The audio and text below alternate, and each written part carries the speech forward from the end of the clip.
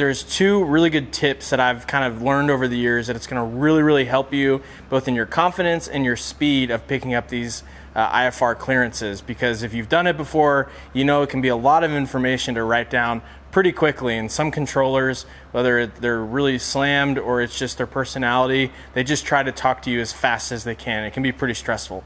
So there's two main things. The first one you've probably heard of, and that's writing down the acronym CRAFT. And CRAFT, C-R-A-F-T, is the order in which they're going to give you your clearance. So C stands for cleared to, R stands for route or routing, A is altitude, F is frequency, and T is transponder. And this is the order they're going to give it to you.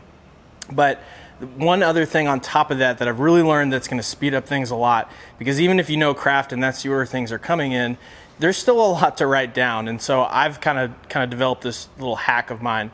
Whenever I file my IFR flight plan in ForeFlight, usually a few minutes later, I'll get an email that has an update to your expected route. And pretty much 90% of the time, that is the new route that ATC is going to assign me.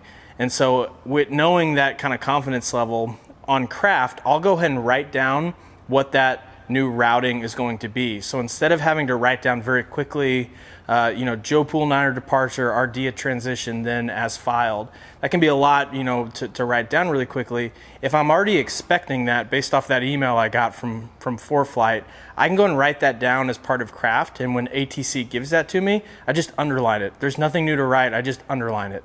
And that has helped me a lot, kind of know what to expect and not be scared when they're rattling off things really quickly. So that's the first kind of hack. The second kind of hack that I have is developing your own shorthand for things you're commonly going to get as part of your clearance. So a few examples of that might be when I get cleared here out of Addison, usually I'll get assigned runway heading.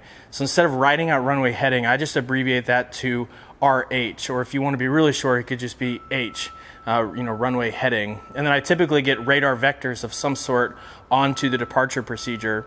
And so radar vectors is just RV. So now runway heading radar vectors to Joe Pool 9 is just RH, RV, and I underline Joe Pool 9.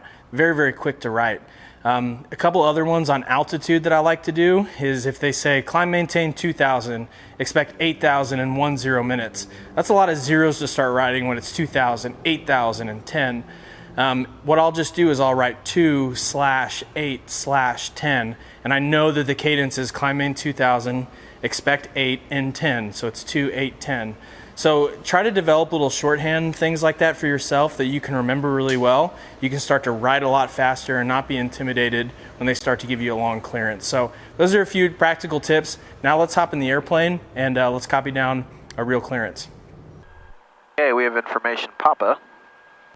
And we've already filed our IFR flight plan. We're going to copy this down using the acronym CRAFT, C-R-A-F-T.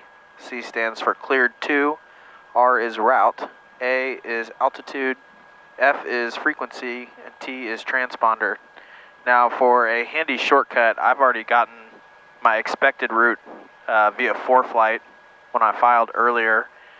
And so rather than having to scramble to copy everything down really quickly as they're giving it to me, I'm going to go and preload the clearance that I'm expecting, which is cleared to Waco Airport. Our route is going to be the Joe Pool 1 departure, Waco transition, and I'm expecting 6,000 feet. So unless they give me some curveballs here, I'll just be able to underline this as we go along and then fill in the rest of the frequency and transponder information, which I don't have at this point. So let's call Addison ground and get our clearance. Addison ground, Skylane 916 Delta Foxtrot, ready, copy IFR to Waco. November 916 Delta Foxtrot, Addison ground, you are cleared to Alpha Charlie Tango Airport via on departure, 5 runway heading, radar vector, Joe Pool 1 departure, Waco transition direct, maintain 2,000, like 6,000, 10 minutes after departure, departure frequency 124.3, box 5115. Okay, 916 Delta Foxtrot, we're cleared to the Waco Airport. On departure, fly runway heading, then radar vectors to Joe Pool 1, Waco transition, then direct. Climb maintain 2,000, expect 6,000 in 10 minutes. 124.3 on the departure, and 5115 on the box.